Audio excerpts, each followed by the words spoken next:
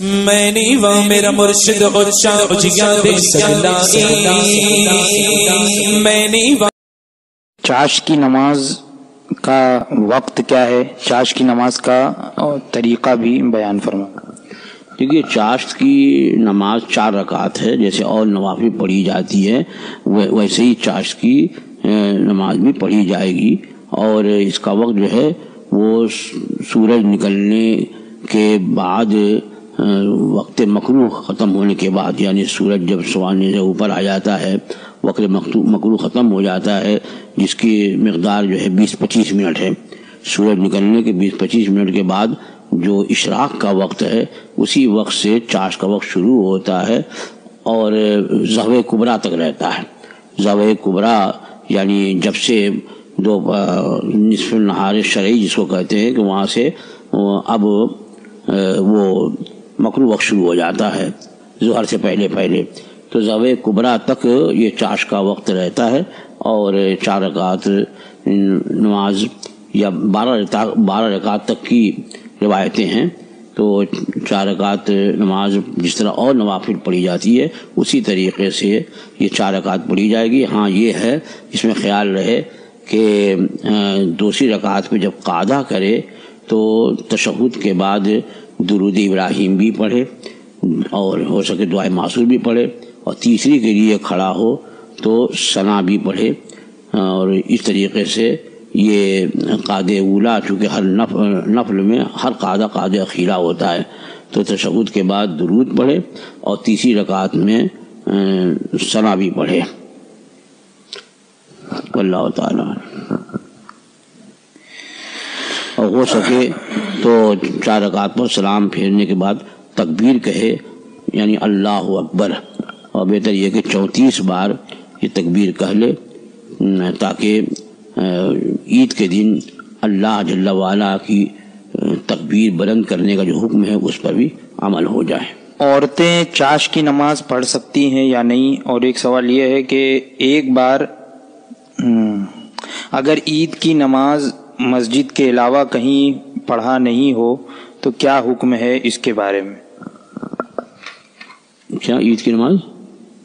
مسجد کے علاوہ کہیں پڑھا نہیں ہو، یعنی اچھا پڑھانی ہو، مسجد کے علاوہ کہیں عید کی نماز پڑھانی ہو تو کیا حکم ہے اس کے بارے میں؟ پہلا سوال کیا تھا؟ عورتوں ہاں نماز عید ہونے کے بعد، نماز عید سے پہلے نہیں، ہاں نماز عید ہو جانے کے بعد خواتین بھی گھروں میں چاش کی نماز پڑھ سکتی ہیں، بلکہ مستحب ہے، اور جو لوگ کسی وجہ سے نماز عید نہیں پڑھ سکتے ان کے لیے بھی مستحب ہے کہ وہ 4 رکعت یہ نماز چاش کی ادا کر لیں۔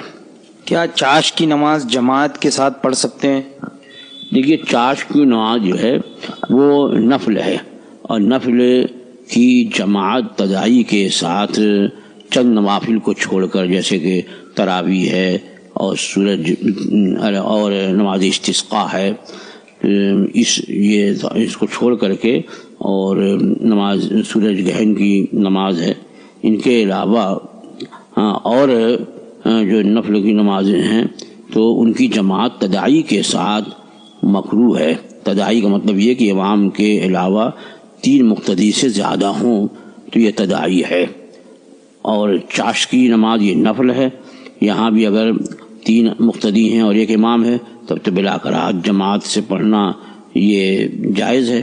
اور اگر 3 مقتدی سے زیادہ ہیں تو کراہت ہے، لیکن وہ کراہت تنزیہی ہے،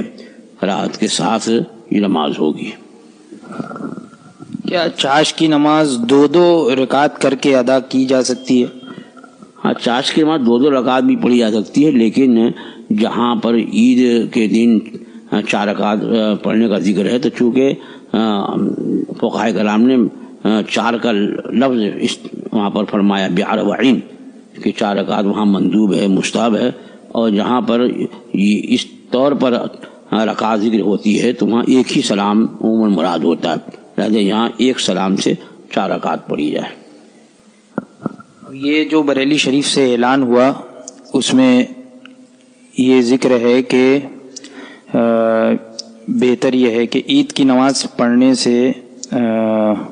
وہ 4 رکعتیں نفل جو ادا کی جائیں گی چاشت کی، عید کے دن چاشت کی، تو 4 رکعت نماز نفل اس طرح پڑھی جائے کہ پہلی رکعت میں الحمد کے بعد سورہ اعلیٰ، دوسری رکعت میں سورہ شمس، تیسری رکعت میں سورہ لیل اور چوتھی رکعت میں سورہ ضحیٰ، اور اس پر جو ہے وہ فضیلت یہ حدیث سے ثابت ہے۔ تو جو سورہ نماز میں یہاں پہ پڑھنے کے لیے کہا گیا ہے، اگر وہ کسی کو یاد نہ ہو تو وہ کیا کرے؟ دیکھیے، یہ جو 4 رکعت میں 4 صورتوں کا ذکر آیا، سورہ اعلیٰ اور سورہ شمس، سورہ لیل اور سورہ والضحیٰ، تو یہ استحبابی حکم ہے، یعنی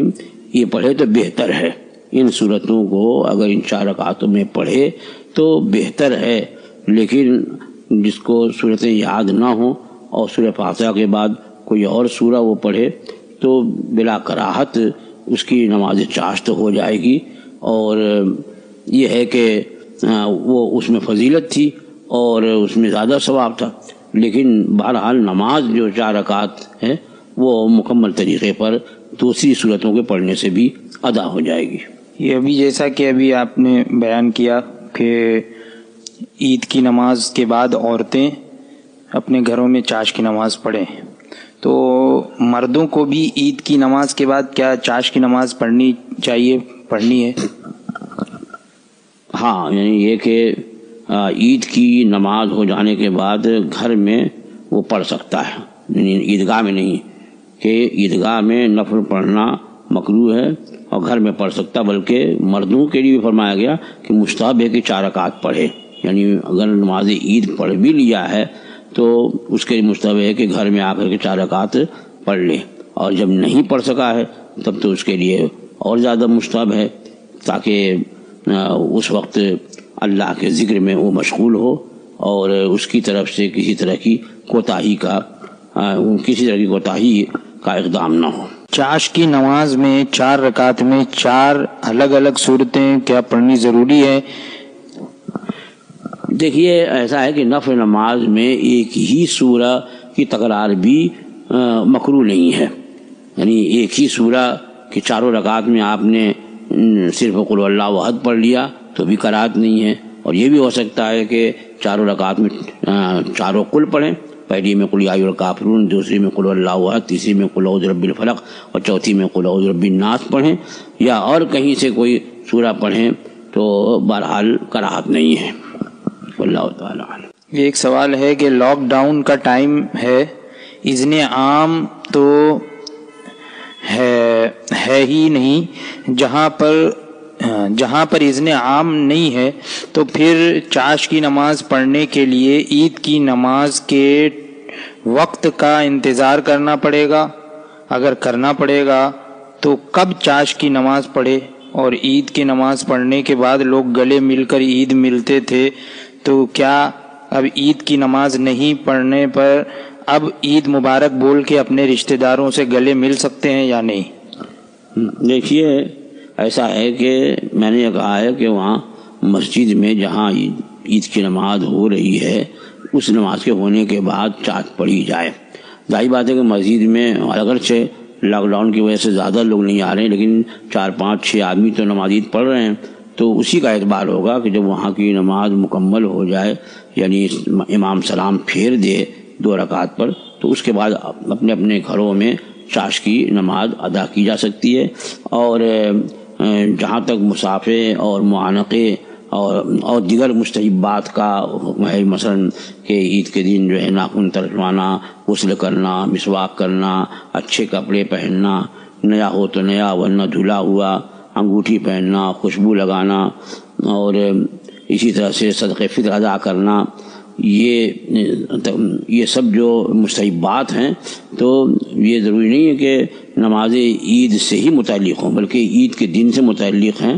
تو جب عید کا دن آپ کو ملا الحمدللہ، اور اس پر آپ کو خوشی بھی ظاہر کرنی ہے، عید کے دن غمی نہیں ظاہر کرنی ہے، خوشی کا دن ہے کہ اللہ تعالیٰ نے آپ کو روزے کی توفیق دی، اور روزہ رکھنے والے کے لیے یہ عید کا دن جو ہے اللہ کی طرف سے انعام ہے، تو اس روز آپ